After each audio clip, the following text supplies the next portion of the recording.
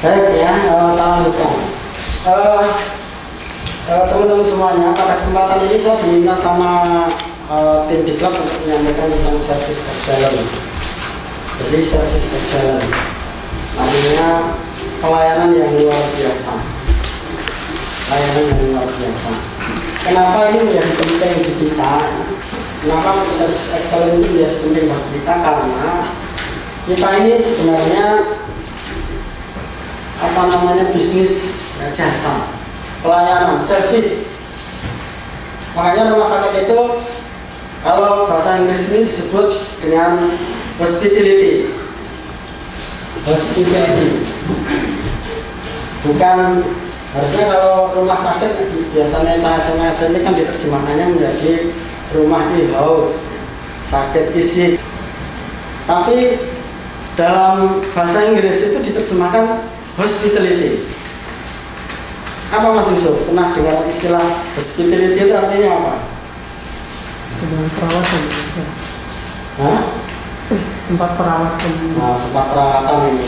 Mungkin Bu Ekiani bisa pernah mendengar ya, rumah sakit ini kenapa diberi nama lebih sering disebut hospitality. Artinya apa hospitality? Itu untuk tempat Arti secara bahasanya apa sebenarnya? Hospitality. Rumah sakit. Ya. Itu pelayanan. Ya. Ada lagi yang lain yang bisa pernah mendengar hospitality itu apa artinya? Di hotel itu juga ada, kita harus mendengar ini menjadi hospitality. Kalau Mbak Bu Damai apa Bu? Pernah dengar hospitality itu apa? Kenyamanan. Ya, mendekati. Ada lagi apa yang Mbak Wandana apa Mbak? Hospitality apa? Pernah dengar belum? Hospitality itu sebenarnya keramah tamahan. Jadi bukan tempat pelayanan sebenarnya, tapi hospitality itu adalah keramah tamahan. Makanya rumah sakit itu harus bisa menunjukkan keramah tamahannya karena namanya saja sudah hospitality. Nanti dicek di Google makna atau arti hospitality. Jadi ini menjadi penting karena kita harus mendapatkan predikat di antara sekian predikat itu ketika kita melayani pasien. Ketika kita melayani pasien kita harus mendapatkan kita nanti akan mendapatkan predikat di antara 4 predikat ini. Tentu kita ingin mendekatkan predikat yang terbaik. Semua orang itu pasti menginginkan predikat yang terbaik. Mas Ubi, apakah senang kalau misalnya Mas Ubi dikatakan, oh kerja mungkin pur, apa Mas Pur? Ya, buruk misalnya. Apa senang Mas? Nggak senang kan? Ya. Mbak Nur ya. Mbak Nurul, ya, Mbak Nurul. Apakah Mbak Nurul senang kalau misalnya nanti Mbak Nurul itu kerjanya kurang baik, senang nggak? Budaya misalnya, budaya senang kalau misalnya kerjanya disebut kurang baik? Nggak senang kan? Setiap kita pasti pengen pekerjaan kita ini excellent, bagus. Oleh karena itu kita harus pahami kenapa kita ini harus memberikan pelayanan yang excellent itu alasannya itu di situ. Karena nanti setiap orang setelah ketemu kita ya, setelah setiap orang yang setelah ketemu kita itu akan memberikan penilaian kepada kita. Itulah yang dinamakan experience. Itu yang disebut dengan pengalaman. Itu yang disebut dengan kesan. Makanya kita harus bangun experience yang baik. Kita harus bangun experience yang excellent, yang luar biasa. Itu alasannya. Jadi kalau kita ini, misalnya kita di rumah juga begitu ya. Kita ini kan semuanya sudah menikah, ya, ada yang masih bujang. Pasti yang sebagai suami pengen disebut bahwa saya adalah suami yang luar biasa. Ya. Yang sebagai istri tentu ingin disebut oleh suaminya bahwa saya adalah istri yang luar biasa. Itu pasti di rumah juga begitu. Begitu juga dengan konteks rumah sakit. Karena nanti orang itu akan datang dan tidak itu tergantung bagaimana kesan mereka terhadap kita ya.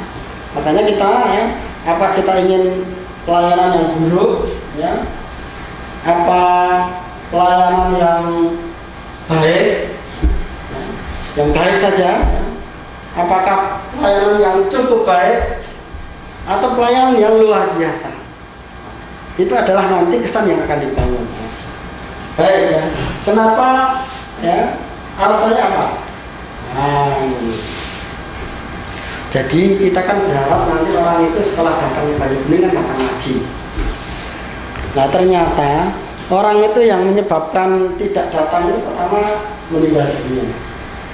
Oh ya pantas ora tekoneh, nek tekoneh kok ya piye to.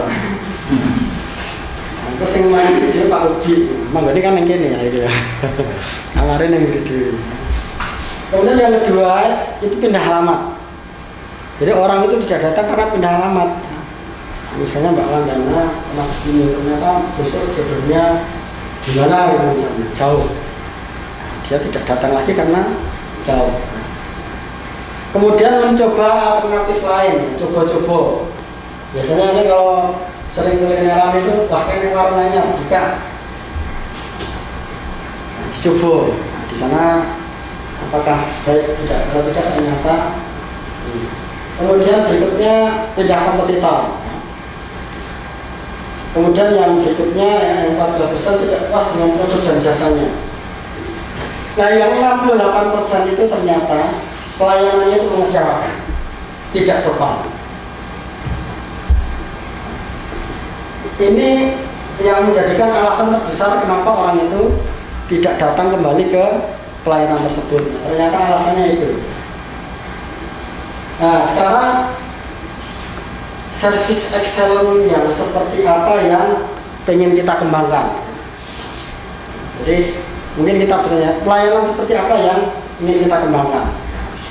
Baik, nah ini kalau misalnya saya bertanya kepada Mas Yusuf, Mas Yusuf itu kalau menurut Mas Yusuf pelayanan yang baik itu pelayanan yang seperti apa Mas Yusuf? Satu aja.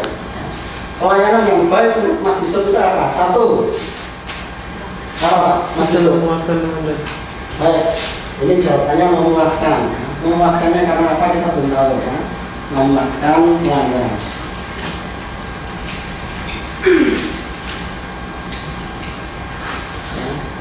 Kalau Pak Nur, pelayanan yang baik itu pelayanan yang kayak apa Pak Nur? Yang cepat, ramah. Ya, cepat,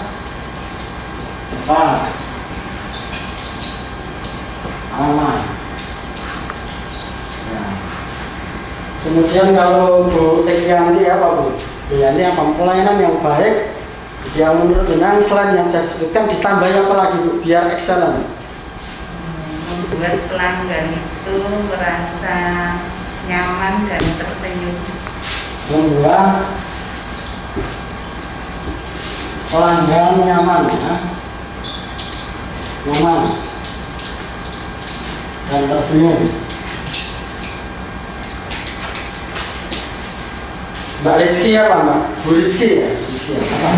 Jadinya apa? Jadinya tambahin apa? Biar tambah excellent apa lagi yang harus ini yang harus kita lakukan? Apa? Sesuai prosedur. Sesuai prosedur. Sesuai prosedur. Mbak Bu Wandana apa? Sopan dan tidak pilih-kasih gitu Pak. Sopan dan Tidak pilih-kasih Pak. tidak boleh kasih ya.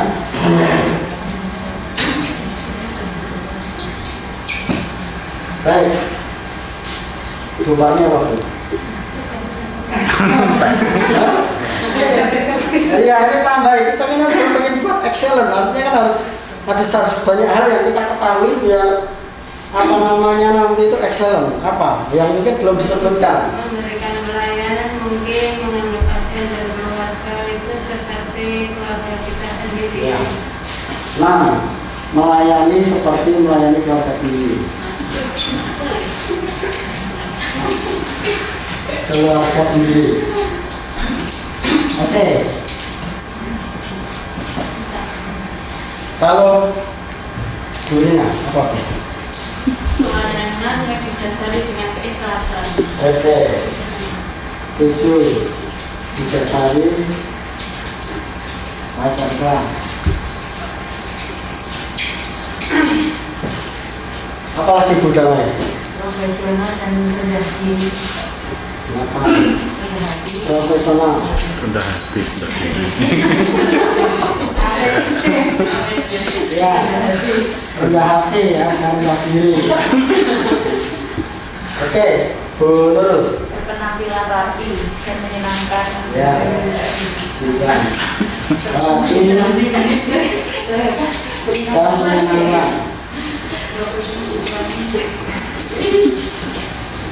Mas Ubi, Pak Ubi, apa? Tidak mengecewakan dan ramah. Ya, Tidak mengecewakan, ya. tidak mengecewakan dan Ada lagi yang lain nggak, Pak? Ramah sudah apa di sini? Ada lagi nggak? Biar tambah mantap. Banyak bening.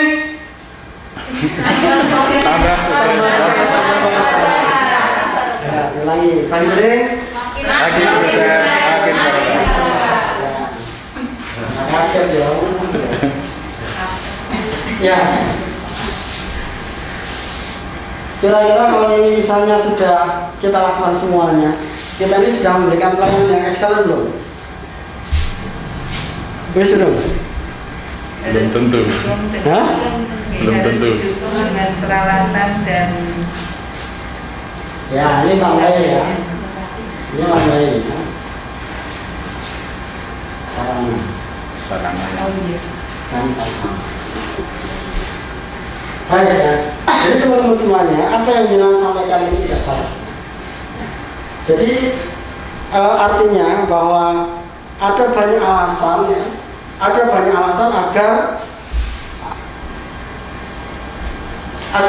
apa namanya rumah sakit kita ini diterima menjadi lebih baik. Dan ini adalah di antara sekiannya itu, di antara sekian alasan itu ini. Orang itu pengen mendapatkan pelayanan apa namanya memuaskan, pasti semua orang pasti pengen dia itu mendapatkan pelayanan yang puas ya, cepat ya, ini motonya SOP ya, cepat akurat ya, ini sebenarnya membuat pelanggan nyaman itu pasti ya. Ini sesuatu yang kita capai. Ini adalah yang ingin kita capai.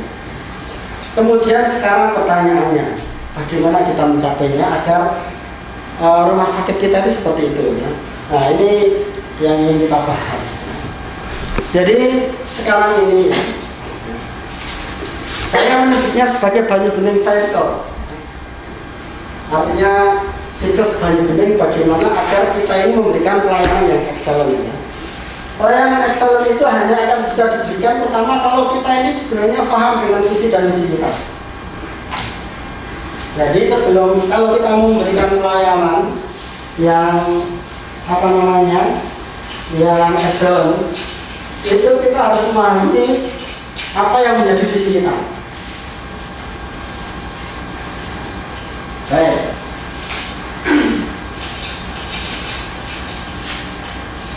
Ada yang bisa menunjukkan visi kita?